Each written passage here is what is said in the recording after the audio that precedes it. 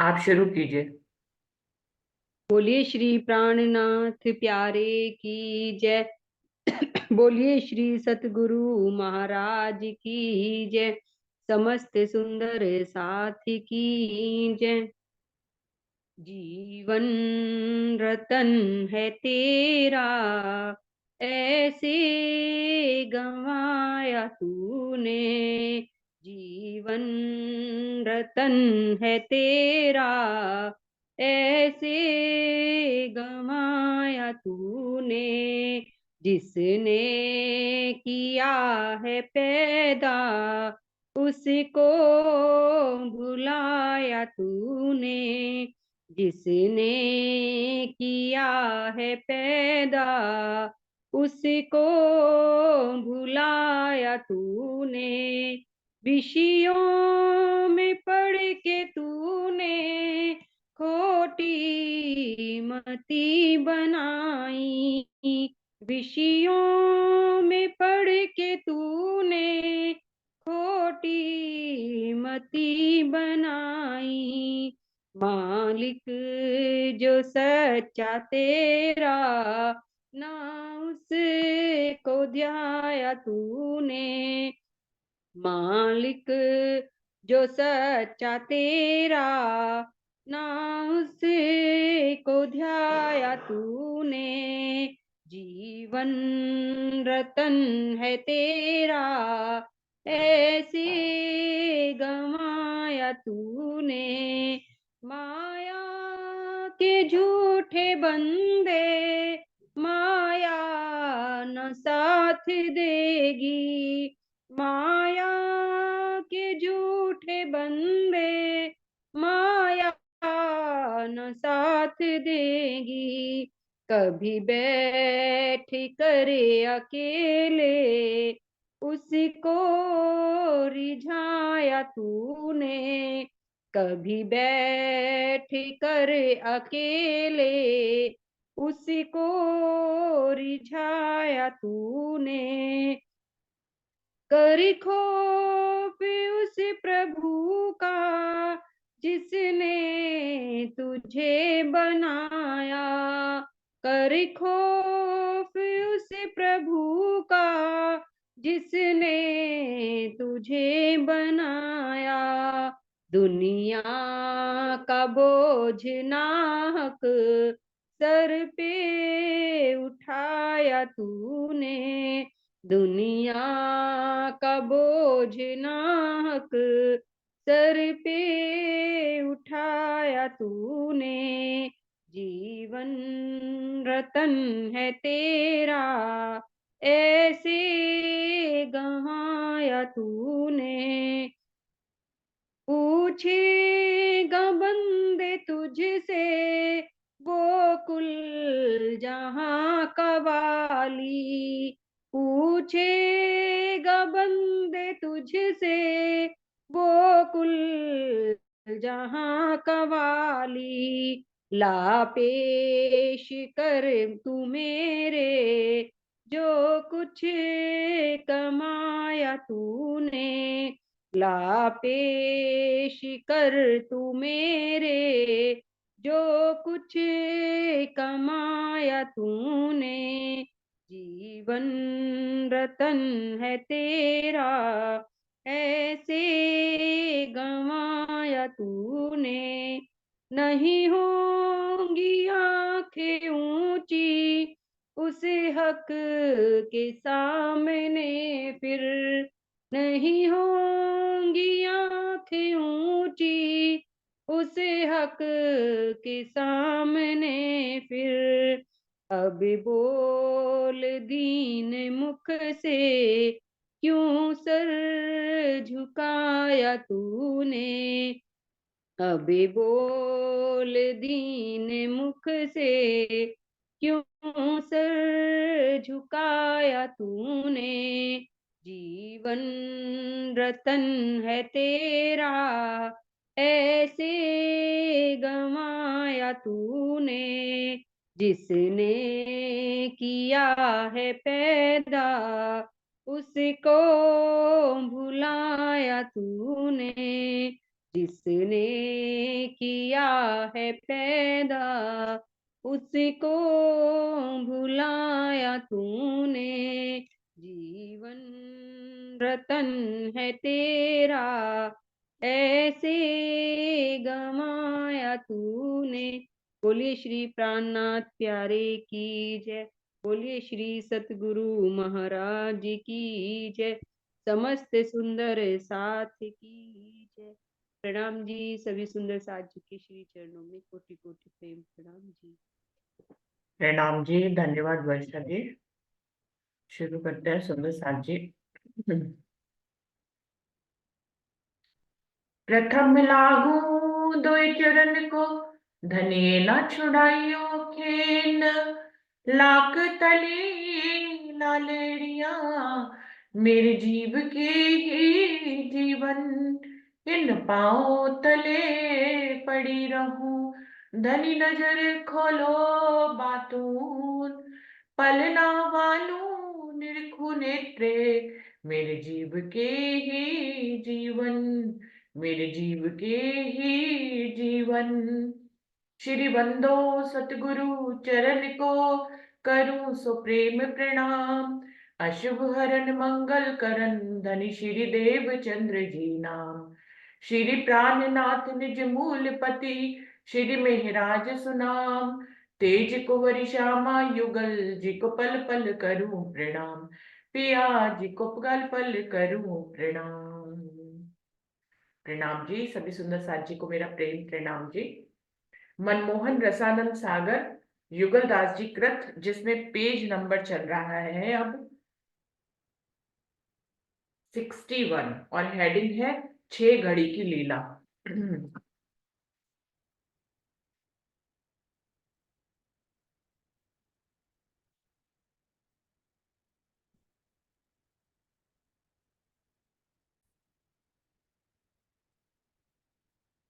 6 घड़ी की लीला। अब इसमें 6 घड़ी में क्या होता है?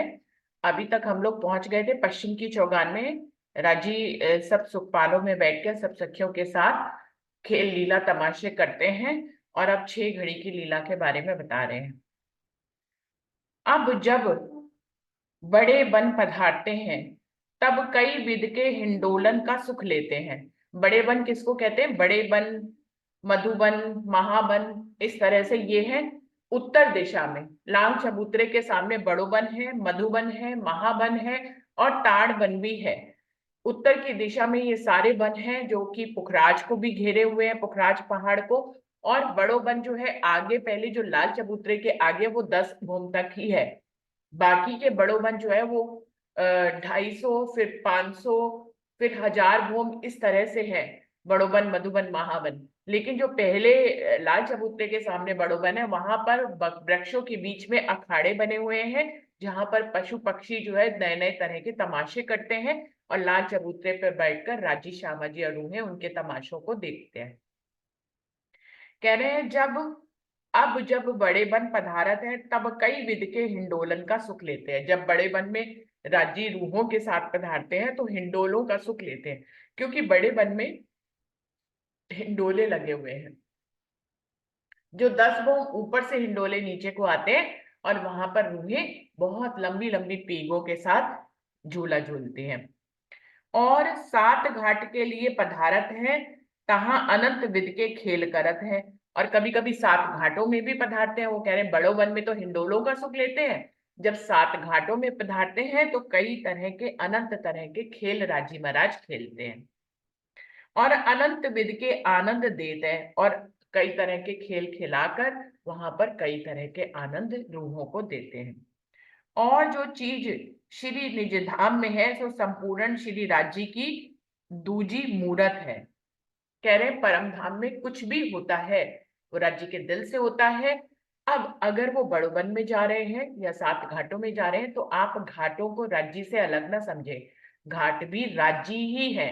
तो क्या कह रहे हैं, इसको फिर से पढ़ रही हूं। और जो चीज श्री निज धाम में है, परम धाम में कोई भी चीज है, परम धाम में अगर तिनका भी है, परम धाम में पशु पक्षी हैं, पेड़ पौधे हैं, वन है, मंदिर है, गलियां हैं, दर दीवार है, मेहराबे हैं, झरोके हैं, और जो चीज श्री निधाम में है सो संपूर्ण श्री राज्य की दूजी मूरत है, उसको राज्य की ही दूसरी सूरत समझना चाहिए। आप अगर दीवार को दीवार समझते हैं तो आपको दीवार को दीवार की तरह देखना है, उसका सुख भी लेना है, लेकिन आपको अंदर से ये भी जानना है कि दीवार भी राज्य ही है। अगर आप हिंडोले को हिंडोला समझ रहे हैं, हिंडोले की तरह देख रहे हैं और उसका हिंडोले का सुख ले रहे हैं, तो आपको साथ में ये भी समझना होगा कि हिंडोला भी राज्य ही है। तो क्या कह रहे हैं, प्रणाम परमात्मा में कोई दीदी। भी चीज हो प्रणाम राज्य की ही दूसरी मूरत है। दीदी। और सच्चिदानंद प्रणाम जी। की सूरत है, और सच्चिदानंद राज्य महाराज की ही उसको सूरत कहना चाहिए। और सकल गुण कर संपूर्ण है, जैसे राज्य भी सब संपूर्ण गुण से पूर्ण है, बिल्कुल ऐसे ही परमधाम का जर्रा जर्रा अपने आप में संपूर्ण गुणों से पूर्ण है।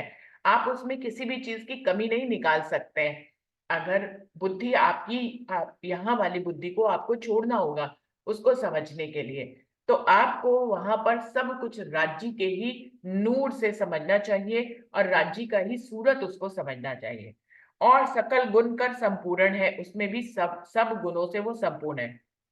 पाल श्री यमुना जी की कैसी है कि एक हीरे की है और अत्यंत चमकीली महासाफ है। वो कह रहे हैं अब क्योंकि 7 घाटों के सामने राज्य महाराज की लीला का वर्णन कर रहे हैं, तो यमुना जी की पाल कैसी है, वो एक हीरे की बनी हुई है और अत्यंत चमकीली और महासाफ है, बहुत ही उज्जवल रंग की है और बहुत ही चमकीली है। और बेशुमार ज्योति रोशन है और मानिद दर्पण के अत्यंत उज्जवल साफ झिलमिल है। वो कह रहे हैं इसकी रोशनी बेशुमार है, क्योंकि वो हीरे की बनी हुई है, बहुत ही चमकीली है, इसकी रोशनी बहुत ही, इसकी ज्योति बहुत ही रोशन है। और सबसे बड़ी बात है, मानिद दर्पण के, एक शीशे की तरह अत्यंत उज्जवल साफ झिलमिलात है। तो उसमें भी पूरी शोभा बनों की दिखाई देती है, पाल पे भी, क्योंकि पाल को ढककर ही वृक्षों की डालें जमुना जी तक गई हैं। तो पाल कैसी दिखाई देती है, क्योंकि वो दर्पण जैसी दिखाई देती है। तो सब जब डालियां उसको पार करके, पाल को पार करके यमुना जी तक गई हैं, तो सारी डालियों की झिलमिलाहट जो है वो पाल में दिखाई देती है। तिन ऊपर 5 हारे नगन के वृक्षन की जगमगात है, 5 हार बड़ोवन की जा रही हैं पाल के ऊपर से ही, ये हम सभी को मालूम है। ये 5 वृक्ष जो है पुखराजी रौद से होते हुए ही यहाँ पर आए हुए हैं, तो ये पूरी परिक्रमा करते हैं। 5 वृक्ष जो बड़ोवन के हैं, ये पहले पूरब से पाल के ऊपर निकलते हैं, फिर ये बट पीपल की चौकी के सामने से निकलते हैं, फिर पीछे ये फूलबाग से निकलते हैं, और फिर ये उत्तर की तरफ तो स्वयं ही बड़ोवन बन जाते हैं। तो इस प्रकार से ये बड़ोवन के वृक्ष जो है, इन्होंने छोटी परिक्रमा पूरी करी है, जो परमधाम रंग महल के चारों तरफ छोटी परिक्रमा कहलाती है। छोटी परिक्रमा किसको कहते हैं, जो पास की जगह है। जैसे पूरब में 7 घाट, ये पूरब की दिशा की परिक्रमा में आते हैं। दक्षिण की तरफ बटपीपल की चौकी, ये छोटी परिक्रमा में आती है। पश्चिम में फूलबाग, नूरबाग, अनबन, धूम, दलीचा, ये भी छोटी परिक्रमा में आते हैं। और उत्तर की तरफ लाल चबूतरा और बड़ोबन और ताड़बन और खड़ोकली, ये उत्तर की दिशा में आते हैं। तो इस प्रकार से ये एक छोटी परिक्रमा पूरी होती है। इसी के चारों तरफ बड़ोबन के 5 वृक्षों की हारे पूरी घूमी हुई हैं। तो वो कह रहे हैं कि इनके ऊपर जो नगों के 5 वृक्ष हैं, जो कि बड़ोबन के जगमगा रहे हैं। मूल, पेड़, डालियां, फल, फूल, पात जुदे जुदे रंग के जवेरों के हैं, मानित मौलातों के मंडल बांधा है। वो कह रहे हैं ये जो पेड़ हैं, जो 7 घाटों में हैं, या ये जो बड़ों वन के वृक्ष हैं, इन सबकी जो डालियां हैं या इनमें जो फल और फूल लगे हुए हैं, सबके रंग अलग अलग है, किसी का भी रंग किसी से मिलता नहीं है। इसीलिए परमधाम में विभिन्न कलर दिखाई देते हैं। कहने को तो 5 रंग मुख्य होते हैं, लेकिन उन 5 रंगों से भी आगे अनंत अनंत रंग बनते हैं। थोड़ा सा हल्का, फिर उससे हल्का, डार्क, फिर उससे डार्क, ऐसे तो दुनिया में भी बहुत सारे रंग हैं, ऐसे ही परमधाम में भी बहुत सारे रंग हैं। या हम कहें कि परमधाम में इतने रंग हैं, इसीलिए दुनिया में भी इतने रंग दिखाई देते हैं। तो वो कह रहे हैं एक एक फल, एक एक फूल, एक एक पत्ती और डालियों के जुदा जुदा रंग हैं और जबेरों की तरह जगमगा रहे हैं। मानिद मोहलात के मंडल बांधा है, और इन वृक्षों ने आपस में गुथ कर इनकी डालियों ने एक छत सी बना ली है, बिल्कुल वैसे ही जैसे कि किसी महल के ऊपर लंटर पड़ जाता है, छत्री मंडल जिसको कहते हैं। ऐसे वृक्षों ने अपना छत्री मंडल बांधा है। आप उसके ऊपर आराम से चढ़ सकते हैं, खेल कूद सकते हैं, सो सकते हैं, भोजन कर सकते हैं, सारी क्रियाएं कर सकते हैं, पत्तों की ही जो छत बनी हुई है उसके ऊपर ही। तो क्या कह रहे हैं, मानिद मोहलात के मंडल बांधा है, इनकी डालियों ने आपस में गुथकर जैसे कि एक महल अपनी छत को बना लेता है, वैसे ही इन्होंने महलातों की समान अपना मंडल आपस में बांधना है। और तले मध्य अंत में अत्यंत महासुंदर, और तले मध्य अंत में अत्यंत महासुंदर मीठा है। संपूर्ण वृक्षों का तले पेड़ जुदा जुदा है। अब वो क्या कह रहे हैं कि ऊपर तो सब पेड़ गुथ गए और उन्होंने छत बना ली सुंदर साथ जी। जैसे कि एक महल की छत होती है, वैसे ही वृक्षों की डालियों ने आपस में गुथकर छत बना ली। लेकिन नीचे से सब वृक्ष जुदा ही जुदा है। जमीन से जब वो निकले हैं तो जुदा जुदा निकले हैं। अब यहां से एक वृक्ष निकला, दूसरा वृक्ष, तीसरा, चौथा, ऐसे ऊपर जाके उन्होंने छत्री मंडल बांध लिया है, लेकिन नीचे से वो सब जुदा ही जुदा है। अब फिर क्या है, सात घाट, जो घाटों वाले वृक्ष है उनकी दो भूम तीसरी चांदनी है। तो सुंदर साथ जी वो जब पहली भूम में जाकर छत्री मंडल बांध लेंगे, फिर उसके ऊपर फिर ऐसे वृक्ष निकल आएंगे, फिर वो जाके दूसरी भूम में फिर छत्री मंडल बांधेंगे। तो इस प्रकार वृक्षों की दो भूम तीसरी चांदनी है, जो कि पूरब के सात घाट के हैं। तो वो नीचे से जुदा जुदा होते हैं, ऊपर जाकर एक भूम पे फिर आपस में गुथकर छत बना लेते हैं, फिर वो दोबारा से जुदा जुदा खड़े होते हैं और फिर दूसरी भूम पर जाकर आपस में इकट्ठी गुथकर छत बना लेते हैं।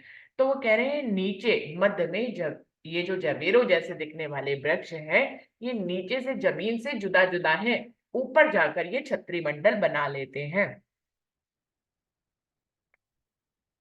और ऊपर पांच खंडलो एक मंडल बांधा है। और अभी तो बात ये पांच खंड की कर रहे हैं कि पांच खंड तक इस प्रकार से इन वृक्षों ने आपस में छत्री मंडल बांधा है। यानी कि पांच भूम छठी चांदनी कौन है, बड़ो वन के ये जो पांच वृक्ष हैं जो चारों तरफ घूमे हैं, इन्होंने पांच भूमि तक, पांच भूम तक आपस में गुथ गुथ के छत्री मंडल बांधा है। तो आप इन वृक्षों से जब नीचे इनके तनों से ही सीढ़ियां होती है, जब ऊपर चढ़ते हैं तो आप पांच भूम में इनकी परिक्रमा कर सकते हैं बराबर से। तो हर तरफ पांच भूम तक। अब इन वृक्षों के बीच में हिंडोले भी हैं सुंदर साथ जी।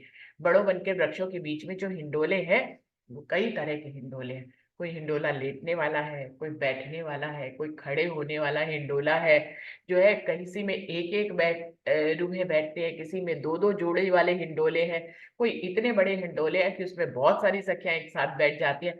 तो जो पांच वृक्षों की डालियों में है बड़ो बन के, वो हिंडोले बहुत ही विभिन्न तरह के हैं। अब वो कह रहे हैं इन्होंने पांच भूमि तक छत्री मंडल अपना बांधा है।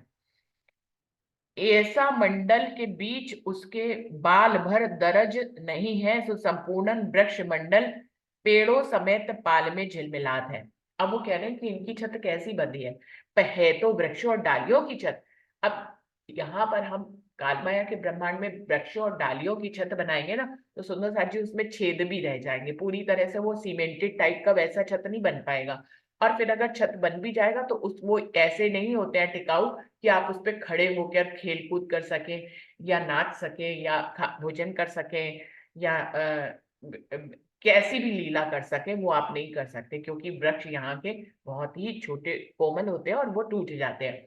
परम नाम के भी वृक्ष आपस में जो डालियां गुथी हैं, उनके पत्ते भी कोमल हैं। वो तो बल्कि यहाँ से भी ज्यादा कोमल है, लेकिन उनमें ये गुण है कि यदि रूहें उसमें खेल करने के लिए जाती है राज्य के साथ, तो वो वृक्ष उनको नीचे नहीं गिरा देते हैं। वो छत्री मंडल वैसा ही बना रहता है जैसे कि हम किसी जमीन के ऊपर खड़े हों। तो वो कह रहे हैं कि आपस में जो पांच भूम तक डालियां गुथी हुई हैं और पांच छत्री मंडल बांधे हैं, उसमें एक छेद जितनी भी जगह नहीं है। और ये पूरा वृक्ष मंडल जो है, वृक्षों का मंडल जो पांच भूम छठी चांदनी है बड़ो वन का, ये हीरे की पाल पर झिलमिला रहा है। सो संपूर्ण पाल चित्रामन समेत पत्र पत्र में झिलमिलात है। अब वो कह रहे हैं कि पाल के ऊपर ये वृक्ष आए हैं, तो पाल तो वैसे तो दर्पण के रंग की है, चमकीली है, चमकदार है। तो वृक्ष जब उसके ऊपर आए हैं और उन्होंने छतरी मंडल बांधा है तो उनकी शोभा जैसे मैंने बताया कि पाल में दिखाई देती है, ग्रीन कलर की पाल दिखाई देती है क्योंकि वृक्षों की शोभा उसमें दिखाई देती है। ऐसे ही ऐसे ही वृक्षों के अंदर पाल की शोभा दिखाई देती है। ये वृक्षों ने छतरी मंडल बांधा, ये नीचे पाल है, अब इसके ऊपर वृक्षों की शोभा दिखाई दे रही है तो ये पाल हरी दिखाई दे रही है, लेकिन ये वृक्ष के अंदर भी पाल की शोभा दिखाई दे रही है, तो अरस परस है। पाल के अंदर वृक्षों की शोभा दिखाई दे रही है और वृक्षों के एक एक पत्ते के अंदर पाल की शोभा भी दिखाई दे रही है। तो कह रहे हैं सो संपूर्ण पाल चित्रामन समेत पत्र पत्र में झिलमिलाता है, एक एक पत्ते में पाल की शोभा झिलमिला रही है। और पेड़ तले से भूम भर लो सीधा अत्यंत महासाफ साफ है, और बेशुमार अपरंपार चित्रामन लिखा है, और अनंत कोट वनस्पति लिखी है। अनंत कोट वनस्पति में अनंत कोट पशु पक्षी बैठे हैं और जिक्र करत हैं। अब वो क्या शोभा का वर्णन कर रहे हैं कि ये वृक्ष कैसे गए हैं। पहले ये पाल से सीधे चले गए ऊपर को, फिर इन्होंने एक भूम पे जाकर छतरी मंडल बांधा, और फिर उसके बाद फिर ये एक भूम उठे और फिर इन्होंने दूसरी भूम का छतरी मंडल बांधा। अब ये सारी शोभा क्योंकि पाल में दिखाई देती है, पाल में अनेक तरह की चित्रकारी है, वो सारी दिखाई, वृक्षों ने भी जिस तरह से आपस में एक दूसरे को डालियों को गूंदा है वो सारी चित्रकारी पाल पर झिलमिलाती है। अब इसमें जब अनंत कोटि के चित्रामन दिखाई देते हैं पाल पर वृक्षों के, और वृक्षों की पत्ते पत्ते में पाल की झिलमिलाहट दिखाई देती है, उसकी चित्रकारी दिखाई देती है। अब इन वृक्षों पे कौन रह रहा है? पशु पक्षी रह रहे हैं, फूल पत्ते हैं, डालियां हैं, उनकी भी चित्रकारी नीचे दिखाई देती है। अब जो पशु पक्षी यहाँ पर रह रहे हैं वो भी नीचे दर्पण की पाल में झिलमिलाते हैं। तो फिर से पढ़ रही हूं, इसको क्या कह रहे हैं? पेड़ तले से भूम भर लो सीधा अत्यंत महा साफ साफ है, पहले एक भूम तक वो सीधे चले गए हैं। और बेशुमार अपरंपार चित्रामन लिखा है, अनंत कोट वनस्पति लिखी है। अब ये आपस में पत्तियां गुथ गई हैं तो इनकी जो चित्रकारी है गुथने की वो सारी दिखाई दे रही है। अनंत कोट अनंत कोट वनस्पति लिखी है, जो पत्तियां और डालियों ने, वनस्पति ने आपस में झुंड बनाया है, उनके बीच में जो चित्रकारी बनती है वो सब दिखाई दे रही है। अनंत कोट वनस्पति में अनंत कोट पशु पक्षी बैठे हैं। अब ये जो पेड़ पौधे हैं, वृक्ष है, इसमें अनंत कोटि के पशु पक्षी बैठे हुए हैं।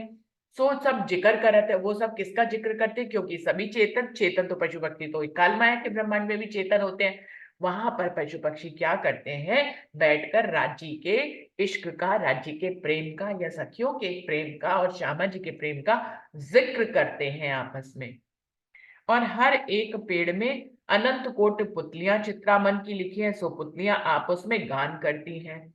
अब वो कह रहे हैं कि इन वृक्षों में अनंत कोटि के पुतलियों की, जवेरों की पुतलियों की भी चित्रकारी है, ये पुतलियां भी चेतन है। अब ये भी जो है वहां पर अनंत कोटि की चित्रामन की पुतलियां दिखाई देती हैं बनी हुई। सो पुतलियां आपस में गान करती हैं। अब ये पुतलियां भी आपस में क्या गान करती हैं? कोई गावती है, कोई बजावती है, कोई नाचती है, कोई कूदती है, कोई बाहिर सखी से नैन जोड़ती है, कोई हंसती है, कोई मुस्कात है, कोई उठती है, कोई बैठती है, कोई जाती है, कोई खड़ी है, कोई फिरती है। तो इतने सारे भाव सुंदर सा जी बताए हैं जवेरों की पुतलियों के, जो वृक्षों पे जिनकी चित्रामन, जवेरों की पुतलियों की हर जगह पर चित्रकारी बनी हुई है, और वो अपनी चित्रकारी में भी चेतन है। कहने को तो वो दीवार की चित्रकारी में है, कहने को तो वो वृक्षों की चित्रकारी में है, तो वो अकेले से उसका वजूद परम धाम में नहीं बताया, हर जगह चित्रकारी के रूप में जवेरों की पुतलियों की का वजूद बताया।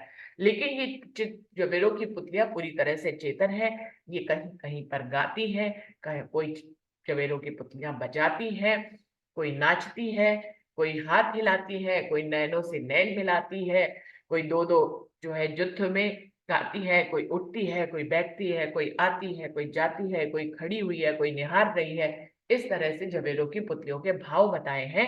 जो वृक्षों में जिनकी चित्रकारी बनी हुई है वो पुतलियां इस तरह की लीलाएं करती हुई दिखाई देती हैं। इन विद के बीच पेड़ के पुतलियां चित्रामन की कोट खेल और आनंद रस किलोल करती हैं। इस प्रकार से वृक्षों की डालियों में जो ये झबेलों की पुतलियों की चित्रकारी बनती है, ये अनंत तरह के खेल करती है, अनंत प्रकार के आनंद देती है, अनंत प्रकार के रस किलोल करती रहती हैं। पशु पक्षी संपूर्ण चित्रामन के बीच चित्रामन के डोलते हैं, और जो पशु पक्षी है जो यहाँ पर विराजमान रहते हैं, या जो चित्रकारी में पशु पक्षी बने हैं, पशु पक्षी वैसे भी है परम धाम में, और वो चित्रकारी में भी पशु पक्षी बन जाते हैं। जब उनकी कहीं पे भी चित्रकारी बनाई जाती है, चाहे वो दर हो, दीवार हो, छत हो, कहीं पे भी चित्रकारी जब बनती है तो जवेरों की पुतलियों की भी चित्रकारी बनती है, और जो है पशु पक्षियों की भी चित्रकारी बन जाती है। तो पशु पक्षियों की चित्रकारी में भी ये पशु पक्षी आपस में डोलते हैं, क्योंकि ये भी चेतन है। तो क्या कह रहे हैं, पशु पक्षी संपूर्ण चित्रामन के बीच चित्रामन के डोलत हैं, हिलते डुलते रहते हैं, और गुण सिफत हकादी को बोलत है। और क्या करते हैं, ये राजी श्यामा जी के गुणों की सिफत भी करते रहते हैं। और बोल चाल, सुंदर सा जी पेज नंबर 63 शुरू हो गया, 62 भी खत्म हो गया था, 61 से हम लोगों ने शुरू किया था। और गुण सिफत अकादी के बोलत है। अब ये जो पशु पक्षी हैं डोलते हैं और आपस में राजी श्यामा जी के गुण गाते हैं। और बोल चार रूप रंग उनके तन मन प्राण जीव आत्मा को अत्यंत मीठे लगत है।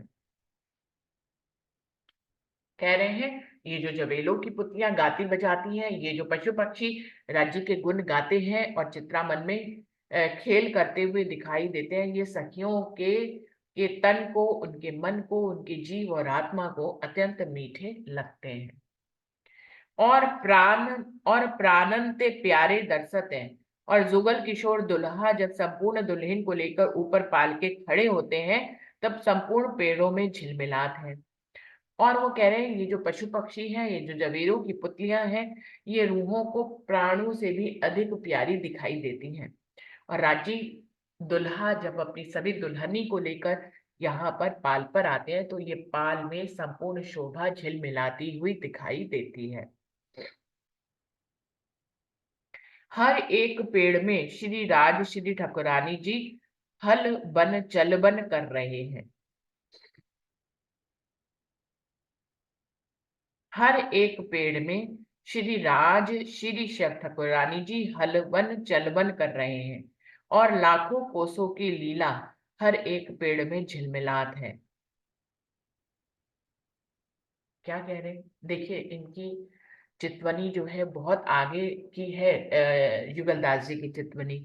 अभी वो क्या कह रहे हैं कि हर वृक्ष में 5 वृक्षों की हारें पूरी पहली परिक्रमा में घूमी है, तो कितने वृक्ष होंगे, बहुत ज्यादा वृक्ष है। कह रहे हैं हर वृक्ष में राजी श्यामा जी रूहों की आनंद की लीला हो रही है। ये नहीं है कि पाल के ऊपर हो रही है तो सब वृक्षों में झिलमिला रही है। राजी श्यामा जी और रूहें अनंत कोट रूप धारण करके हर वृक्ष में आनंद की, हर वृक्ष की छत पर आनंद की लीला कर रहे हैं।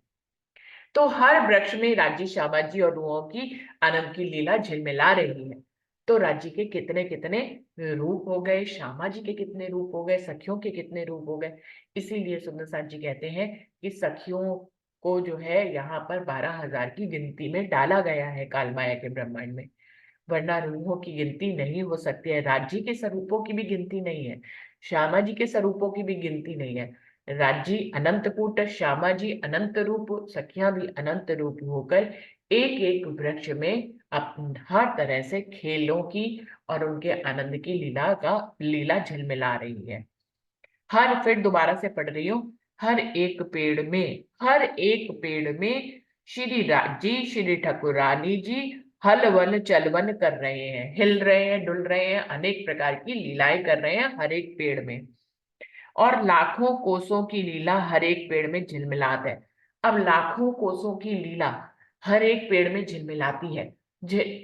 एक पेड़ में अनंत अनंत लीलाएं हो रही हैं, अनंत अनंत राज्य श्यामा जी और रूहें हर एक पेड़ में दिखाई दे रही हैं।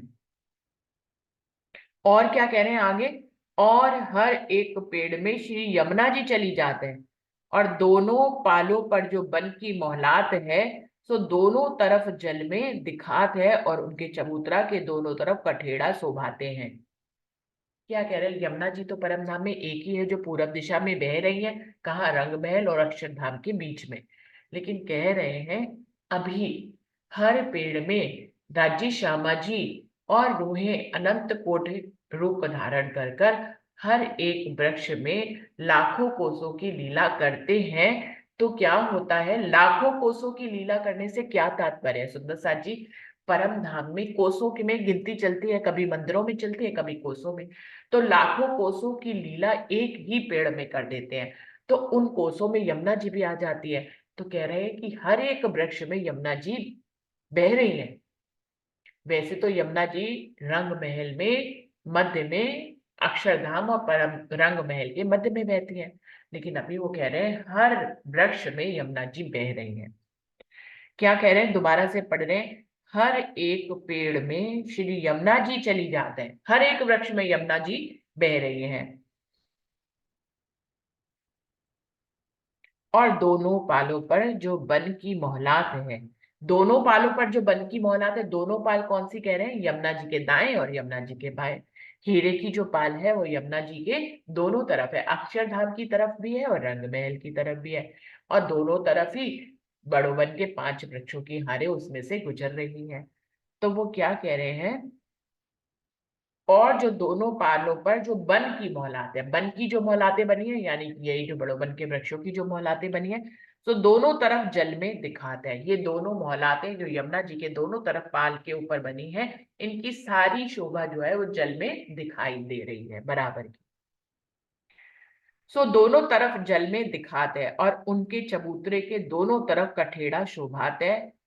अब क्योंकि मोहलात बनी है, मोहलात बनने से क्या मतलब है कि वृक्ष एक घूम तक गए, फिर आपस में गुद कर उन्होंने छत बांध ली, फिर उन्होंने फिर एक घूम गए, फिर आपस में मिलकर छत बांध ली, इस तरह से 5 छतें उन्होंने बांधी है। अब जब छत बनेगी तो छत से गिरने का डर ना हो, इसके लिए कठेड़ा भी बनेगा। तो वृक्षों का ही, पत्तियों का ही कठेड़ा बना हुआ है। तो वो कह रहे हैं 5 भौम के कठेड़े जल में दिखाई दे रहे, क्योंकि वृक्षों की 5 भौम छठी हार गई है, 5 भौम छठी चांदनी गई है। तो 5 भौमों में ये आपस में जो मोहलात की तरह इन्होंने छत बनाई है, उसी तरह मोहलातों की तरह इन्होंने कठेड़ा भी बनाया है। तो 5 भौम का कठेड़ा भी यहाँ पर शोभायमान हो रहा है, दोनों तरफ का, पाल के दोनों तरफ का 5 भौम की मोहलातें जल में दिखाई दे रही हैं और उनके कठेड़े भी जल में दिखाई दे रहे हैं। और उनके चबूतरा के दोनों तरफ कठेड़ा शोभाते हैं। और मध्य में दूध से उज्जवल मिश्री से मीठा श्री यमुना जी का जल चली जाते हैं और हर एक पेड़ मीठे माशूक कादी रूहों को पड़ उत्तर भरत है। अब वो कह रहे हैं इन दोनों महलातों की शोभा जो आई हुई है पाल के दोनों तरफ, यमुना जी के दोनों तरफ, इनकी शोभा जल में दिखाई दे रही है। और यमुना जी अपने मीठे जल और उज्जवल जल के साथ जो है वो इन दोनों मोहल्लातों के बीच में बहती हुई आगे चली जा रही हैं। ये जो दूध है, ये जो जल है वो क्या है, दूध से भी उज्जवल है और मिश्री से भी मीठा है। ऐसी यमुना जी का जल चला जा रहा है दोनों पालों के मध्य में। हर एक पेड़ मीठे माशूक हक आदि रूहों को पड़ोत्तर भरत है। अनंत कोट राग रागनी धुरपत खयाल टप्पे ताऊ गावत है, और लिपटे से मानिद तन रूह के सुख देत है, और आप सुख लेत है। अब वो कह रहे हैं हर पेड़ की लीला बता रहे हैं, हर पेड़ पे अनंत अनंत कोसों की लीला हो रही है। हर एक पेड़ पर राज्य सामाजी और रूहें विद्यमान है, बहुत से पशु पक्षी विद्यमान है, जवेरू की पतलियां विद्यमान है। हर पेड़ में अनंत तरह की लीलाएं हो रही हैं। तो ये जो वृक्ष है, क्योंकि ये चेतन है, तो ये भी उन लीलाओं में शामिल है और ये राज्य श्यामा जी के हर बात का उत्तर भी देते हैं। और अनंत उनको रिझाने के लिए ये वृक्ष भी अनंत कोट की राग रागनियां गाते हैं, टप्पे गाते हैं, गानों के टप्पे गाते हैं। और रूह जैसे राज्य के साथ लिपट जाती है, ऐसे ही ये वृक्ष भी की डालियां भी राज्य रूहों के साथ और राज्य श्यामा जी के साथ लिपट जाती हैं। खुद को भी सुख लेती भी है और राजी श्यामा जी को अपनी कोमलता का सुख देती भी है, रूहों को भी अपनी कोमलता का सुख देते हैं ये वृक्ष। अब देखिए, आपने अपनी चितवन में 5 मोम छठी चांदनी बड़ों बन की देखी होगी, लेकिन इतनी आगे तक की लीला आप युगलदास जी से लेकर जो है आप इस तरह की भी भाव अपनी चितवनी में ले सकते हैं। क्या कह रहे हैं, हर वृक्ष जो है लीला में शामिल होता है, राजी श्यामा जी के बातों का उत्तर देता है और कई तरह के गाने गाता है, कई तरह के टप्पे गाता है हर वृक्ष। और वो रूहों श्यामा जी और राजी के साथ लिपट जाता है प्रेम से और अपनी कोमलता का उनको सुख देता है और उनसे भी अनंत प्रकार के सुख लेता है।